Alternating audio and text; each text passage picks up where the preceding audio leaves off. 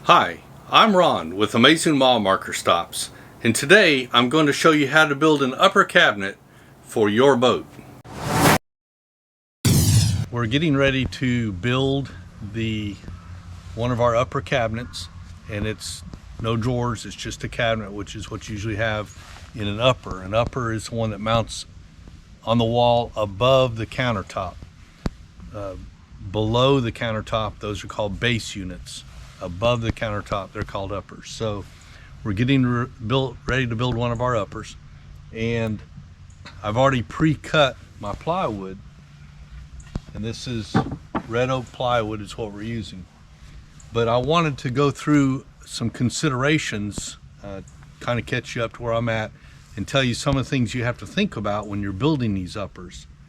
First of all, we use the Kreg jig for building cabinets. That's what we use.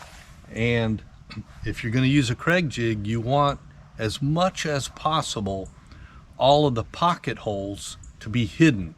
You definitely don't want people seeing your pocket holes while they're looking at your cabinet. So the way we've designed this, and I think it's the optimum way, this is the back of the cabinet. All the pocket holes are going to be on the back side of that, which is what mounts to the wall. So nobody can see it because it's against the wall. In order to achieve that, what you want to do is cut your bottom to be underneath your back versus butting up to your back. And the reason you do that is if it butts up, now your Kreg pocket hole has to be in the bottom. And so it's either going to be inside where people see it when they open the cabinet door, or it'll be underneath where people see it if they're really nosy and looking up underneath your cabinets. So if you put the back on top of the bottom, then your pocket hole can be in the back side against the wall, okay? And then you're going to cut your sides to where they also go down past your bottom. So the bottom's going to end up being inside completely. The reason you do that is this, as you can see, by coming all the way down, you hide the rough edge of your plywood, and that way people aren't seeing that. If this was up on top, then that's what it would look like to people when they're looking at your cabinets, and that's just kind of tacky. So you want your sides to cover up that edge, okay? Now, one last consideration when you're cutting everything is when you cut the width of the back, again, also cut it short so that your sides cover up the back the same way they cover up the bottom, just to hide that rough edge on the plywood. When you're cutting the depth of your sides as well as the bottom, remember you're going to trim this out, or at least I recommend it. You don't have to. There are some cabinet builders that'll just use this plywood and they'll just stain that and call it a day. Me, I don't like that look. I want a trimmed out look, which is going to end up with a 1x2 on it like that. And to me, that's a much nicer look than the edge of plywood staring at you. So you have to cut this depth on the bottom and both sides to accommodate this 1x2. So that when your 1x2 is on there, you have the actual depth you want. Now, presumably you can make that any depth you want it to be, depending on where you're installing it. But the traditional depth for an upper is 12 inches. So that's what we designed ours to be at, is 12 inches overall, which includes the trim. So the depth of the plywood is 11¼ inches, because of course this is 3/4 inches wide. You put it on, you got 12 inches, okay? I guess one more thing I want to tell you about is the back, and presumably maybe the bottom. You could get away with 1/2 inch. We've used 3/4 inch. You could get away with 1/2 inch because nobody's going to see the back. And so you don't have to have it the finish. This is red oak finish is what we're using. And the red oak finish only comes in 3/4 inch plywood, at least what we have available. Maybe you could special order it in 1/2 inch, I don't know, but what's available to us is 3/4 inch. But nobody sees the back, so you could get away with a 1/2 inch plywood of just cabinet grade plywood, but not necessarily red oak, and that'd be fine because nobody would see it. But I chose to go 3/4 inch for 2 reasons. One, at least one of our cabinets where it's being installed is in the way of mounting a window. And as you know, the windows have to be rebed every now and then, and the type of windows we have, you have to access them from inside. That's where the screws are at, is inside of the cabin. So anytime we've got to deal with that window, we've got to take this cabinet off the wall. And just that on and off over a period of time with 1/2 inch plywood, I was concerned about it weakening on the edges here, where the side mounts to the back. With 3/4 inch, you just got a lot more meat there to grab onto, to glue and screw and glue your side together. So that's one of the reasons I went 3/4 inch.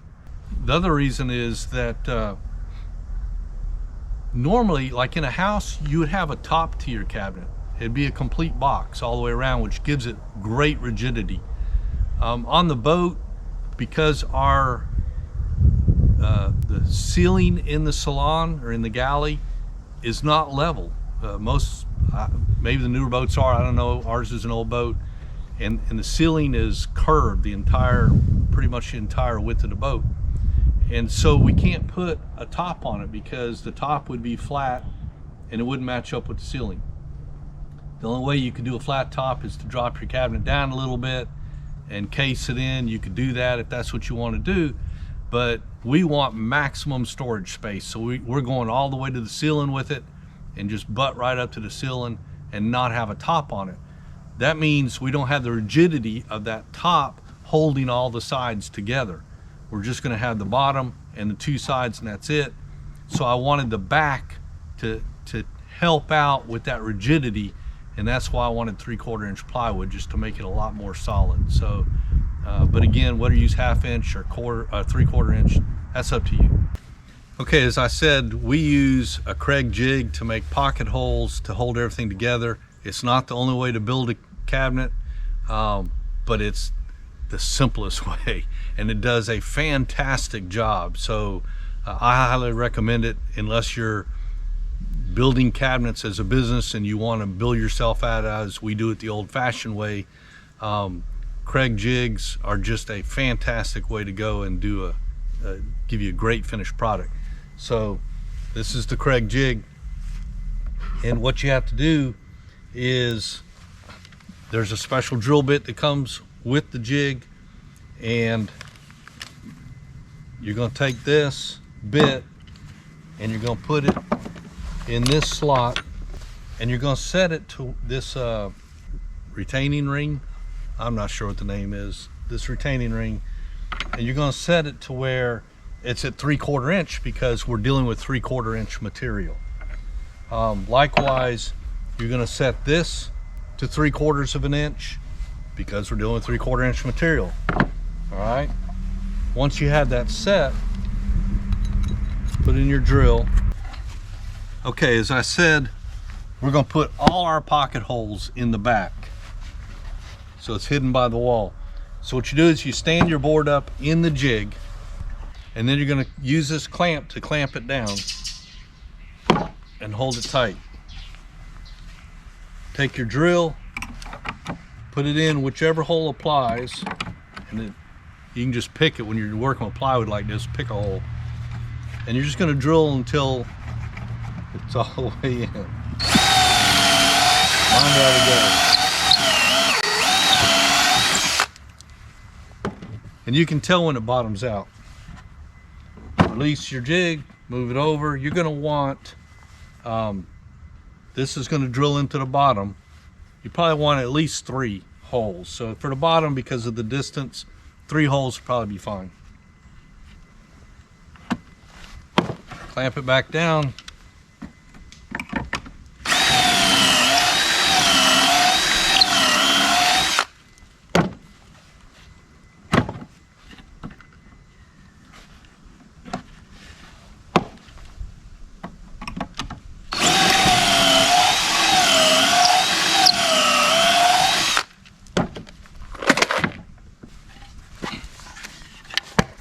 And there's our 3 holes for the bottom. So then you're going to turn it on the side. Because the side's longer, you probably want to do more than 3, maybe at least 4. So we're going to go ahead and do that.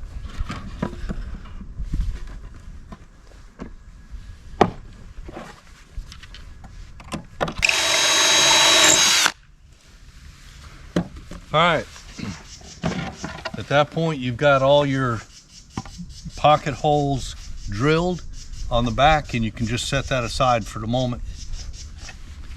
Now before you assemble the cabinet, if you're going to, you got to decide what kind of shelves you're putting in it. There's various ways you can do it. You can put a strip, a 1x2, or even something smaller than that, and just glue it or screw it or nail or whatever into the side and set your shelf on it. That's a fixed shelf. It's whatever height you make it, that's what it's always going to be. What we want is some adjustable shelves to give us flexibility. If you're going to do adjustable shelves, Craig makes a jig for that. Craig makes a jig for everything. So this is a Craig shelf pin jig, and it makes drilling the holes for adjustable shelves just really a breeze. So get this jig, and it comes with a bit, and they actually have different size bits, but this is a multi-bit, and it has, if you drill from there up, you can see the change. From there up is a 5mm hole to fit 5mm shelf pins. From there down is 1/4 inch to fit 1/4 inch shelf pins. So we're going to do the 5mm, that's what we're going to set it for. And you've got a little retaining collar here that you use an Allen wrench to adjust it. And all you do is put your jig on the side. You put these holes in the side of your cabinet, both sides, okay? You put it there, and then just drop your drill bit down in there, and you're going to check the height and make sure that you're not going too deep. You definitely don't want to drill through your side and have a hole in your cabinet. So once you get it set, which I've already done, then you just use this wrench to tighten it down and put it in your drill. Once you've got your drill bit set, the next step is to determine what height do you want your first shelf at. There's no need in drilling holes the entire height of your cabinet, because you're not going to use all those holes. You're not going to put a shelf 2 inches off the bottom, 2 inches from the top. It just doesn't make any sense. So drill your holes in the range that maybe you maximum would be using. So what I did is I measured 5 inches from the bottom, and that's where I put a mark there, and that's where I'm gonna put my jig. And I figure nobody's gonna use, you got a lip across the bottom from your trim anyway, so that only gives about 4 inches of space to get items up underneath that bottom shelf. That's probably as low as you're ever gonna go. I doubt they go that low, but certainly you would never go that lower than that. So I made a mark at 5 inches on both sides, because these holes need to line up or your shelves are going to be crooked. And you line your jig up with that line on the mark you made, and then you get a clamp. So take this and come over here, and we're going to clamp it. Make sure that it doesn't move off your mark. And there it's on there. Then all you're going to do is take your drill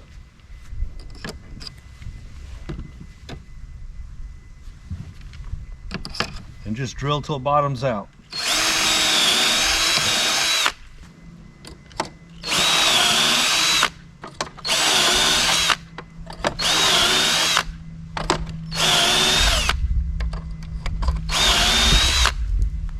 And you just drill them that quick.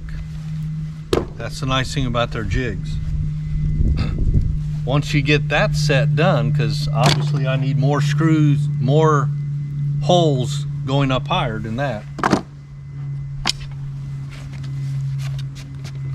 So what you're gonna do is, they supply this little pin. You move your jig up higher and put this through the first hole.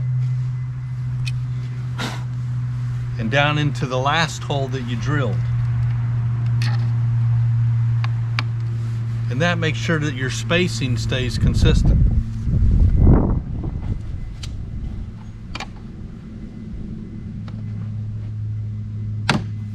Clamp it down.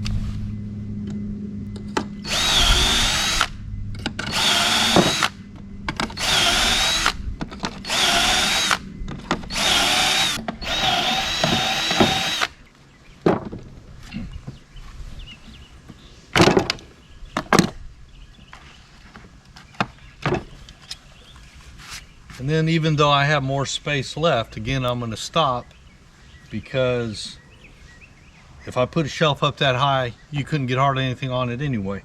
So there's no need to go higher. And then all we do is the other side. You see how quickly that went using the jig, and we'll just do the other side now, and then we'll be able to support our shelf. Okay, the last thing we need to do before we start to assemble the cabinet box, because we still haven't even messed with the trim yet, but the box itself, is we are going to have to put some Kreg pocket holes in the sides, the two sides and the bottom, and that's to hold the trim on. So we're going to have a way to hold the trim to the front. And you have to think of these things all ahead of time. Once you assemble this box, you are not going to have an easy time putting a pocket hole in it. So think of everywhere your pocket holes are going to have to be before you assemble anything. So we need a way to hold the trim on. So we're going to have to put probably 4 pocket holes on each side and a couple of them on the bottom. So we're going to do that now.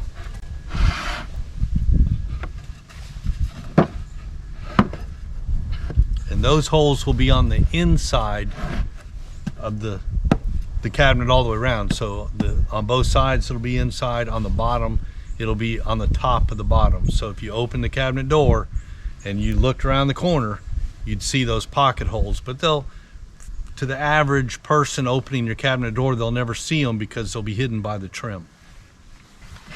Now when you go to do your pocket holes where you've already drilled your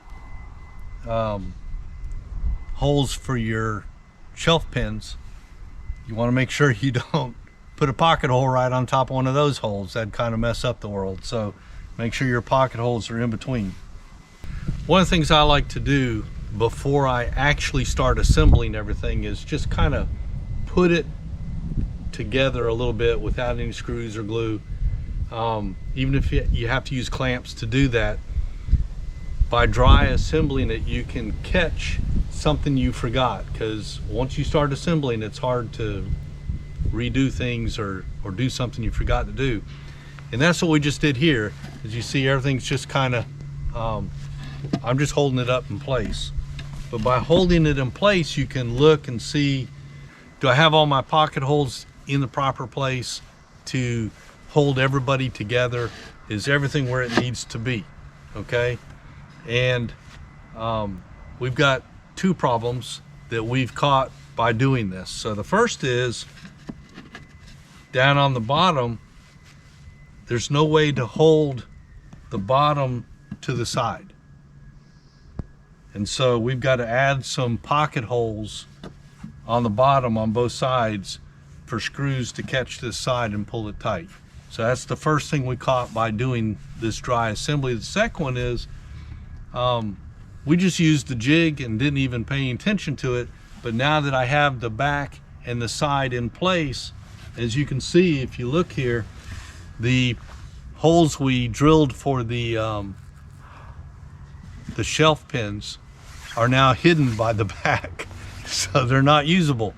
So it's a good thing we noticed that, and we'll just go back and re-drill those further in this way so that they'll be accessible. All right, once you have all your holes drilled, you've dry fitted it, fixed any problems that you had, the last thing you want to do before you assemble is sand all the burrs off. So take some sandpaper, just a little piece of it. I like to use 150 grit.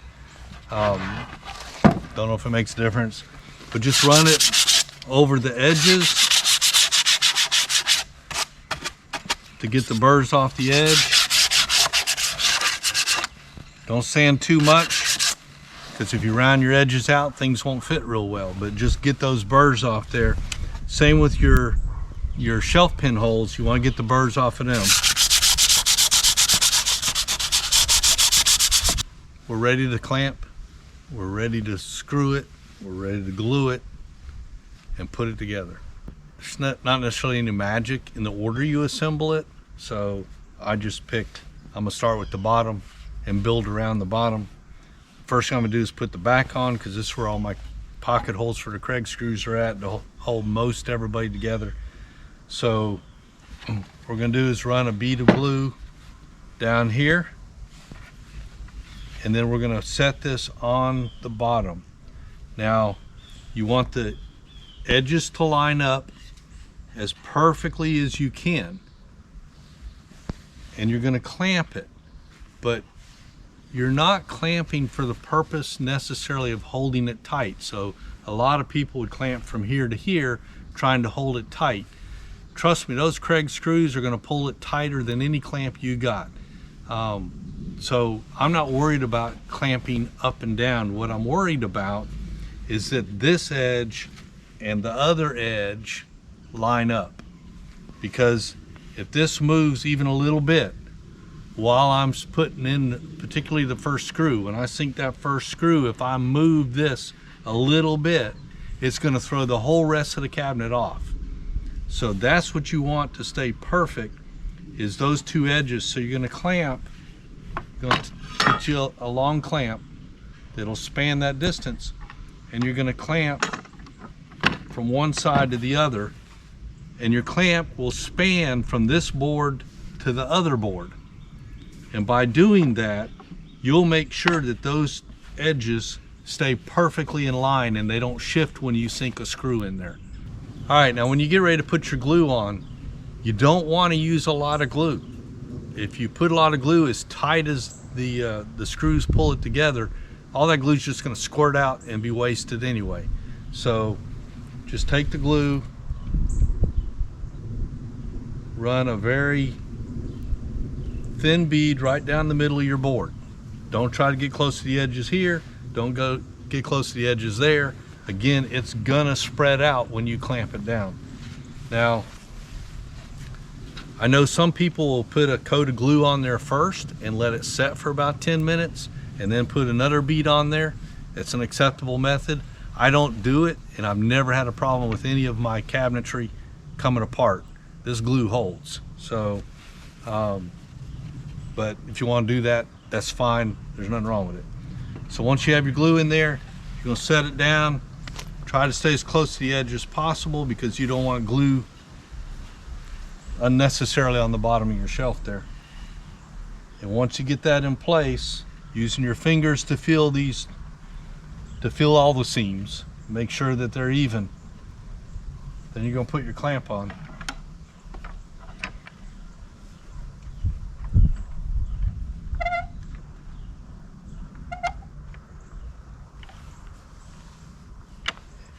Okay. All right, so once you have your board clamped down to where it's not going to shift, then you take the special drill bit you get with the Kreg jig and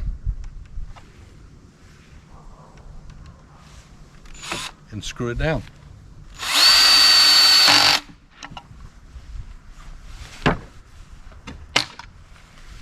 You can see as soon as you've screwed it down, it holds in place. I just removed the clamp. It's not needed anymore. Those screws will hold it till the glue dries and you're good to go. Make sure that quickly as possible you wipe off any excess glue that has squirted out on either side to keep it looking nice. All right. Then we're ready to assemble the other sides.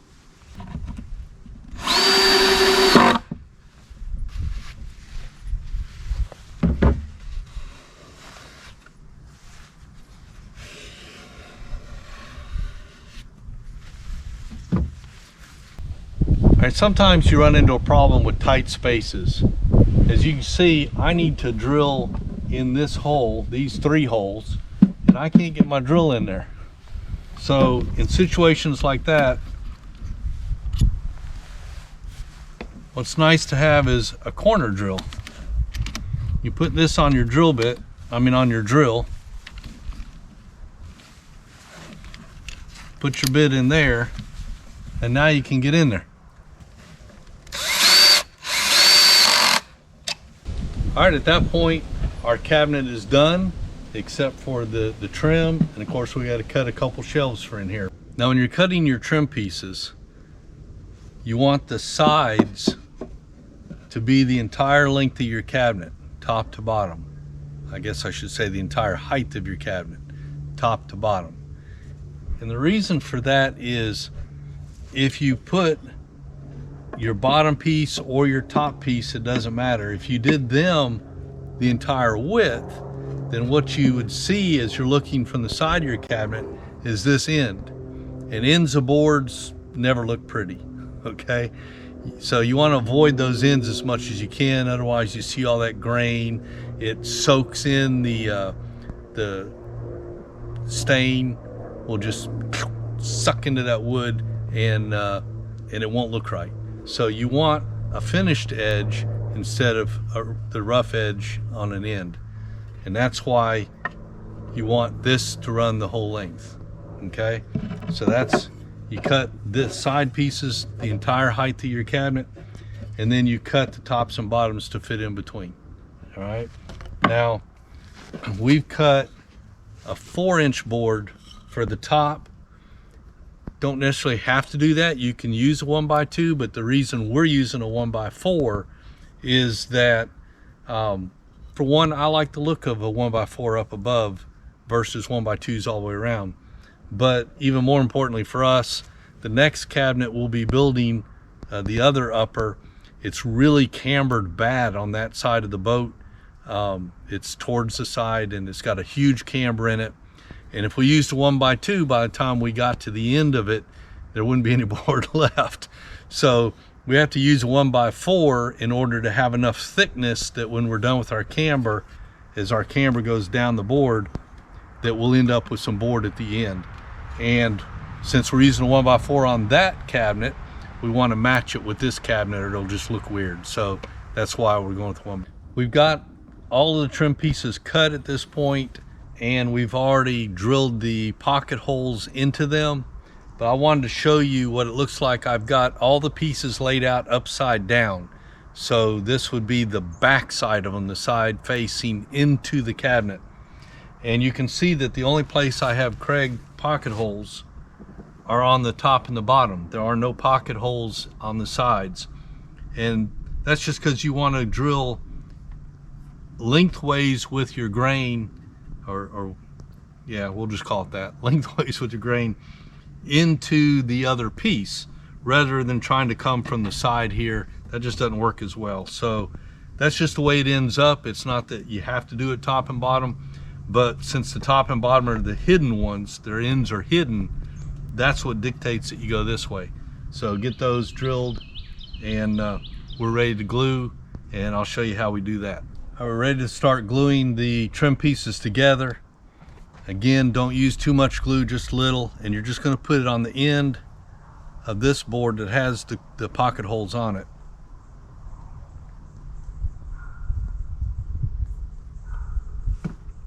Again, don't get out to the edges on any edge, because that glue is going to spread out when you clamp it down, when you screw it down. All right, then you're going to butt it up to the other piece. And again, the most important part here, well, you want all these edges to be level, but the clamp's going to take care of these two edges, so don't worry about them. This is the edge you have to worry about. You must keep this flush while you're clamping it down. So put your clamp on here, don't get in the way of your pocket holes. Make sure that that edge stays smooth and flush. Clamp it down.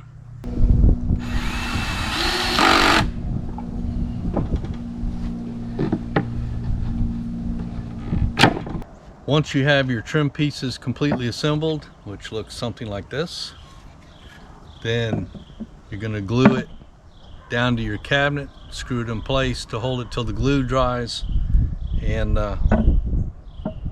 it'll be done, ready to make the shelves for it. So I wanted to point one thing out. I don't think I said earlier, but we designed it with an 1/8 of an inch overhang on both sides and the bottom. So the top is flush, but the bottom has an 1/8 of an inch overhang, as do both sides. And the reason for that is just to hide this edge. Even better, if you try to line it up, you may not get it perfect, and some of that edge may show. Even if you get it perfect, you can see that you kind of see that edge, where if I overhang it, that edge completely disappears. Put your glue on here. As I keep saying, don't put too much. And then we're going to clamp it with 4 clamps to hold it in place while we screw it down.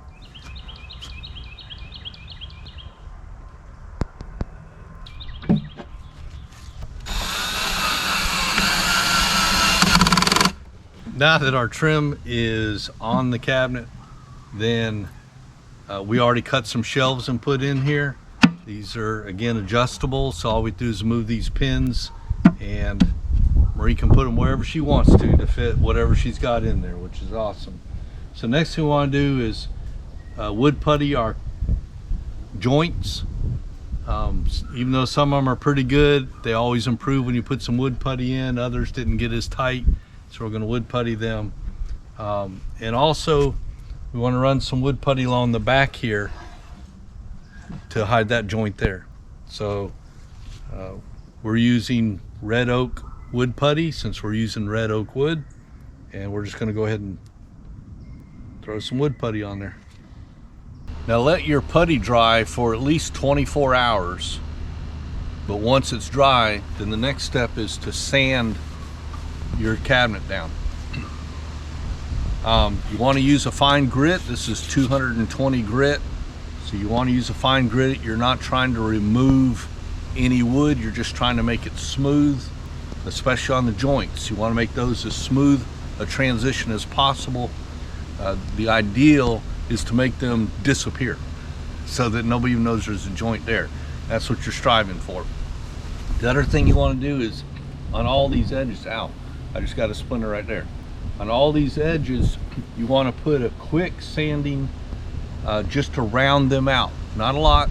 You want to get rid of the splinters, and you want to get rid of that sharp edge, so if somebody was to run their hand on it, they're not going to get cut. So that's your goal. You also want to do a quick sanding of the front of your shelves to round the edges out again, so that people don't get scraped on it, and to make it look a little nicer. Now on cabinets, you don't need to sand anything that you're not going to see. So if your building cabinets are going to be put side by side up against each other, you don't need to worry about doing the sides. You don't need to worry about doing the tops on an upper, the bottoms on a base cabinet. But this cabinet here is going to be a standalone cabinet. You're going to be able to see both sides as well as the bottom. So you want to go ahead and sand that as well. Again, all you're trying to do is smooth it out, get rid of any burrs, any roughness. Use a fine grit sandpaper, especially on this.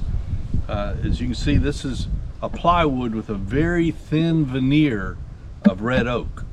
And that veneer is so thin, it won't take much sanding for me to break through that. And now I'm just on regular plywood, and I got to throw this whole cabinet away and start over again. So if you want your veneer to stay there, don't sand too much. Just enough to kind of smooth it out a little bit. Once you're done sanding, the final step is to either stain, varnish, or paint your cabinet, whatever your finish of preference is. And when you do that, a couple things you want to bear in mind is, first of all, temperature. This particular stain says it has to be at least 50 degrees in order to work it. It's 40 degrees outside right now. Brr. So we're inside.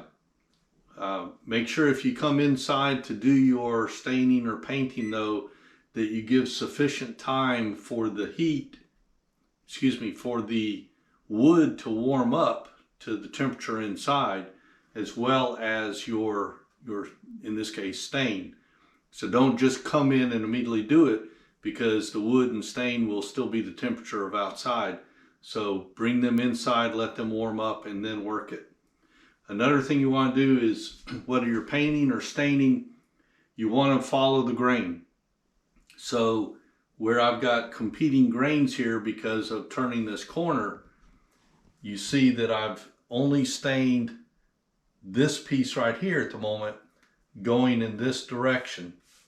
And then once you have that to where you want it, then you're going to turn the corner and you're going to stain this going in this direction. So try to keep following the grain. It gets a little difficult right there on the seam sometimes, but do the best you can. And once you've completely stained it and clear coated it, it's ready to hang on the wall. And you can build a door to put on it if you want to, or you can leave it plain open, whatever your preference is, and you're done. If you'd like to learn how to build this door, check out my other video on how to build a door for your cabinet. And then when you cut the distance, the depth of your sides as well as your bottom. Visit Amazing Mile Marker Stops. You won't go wrong.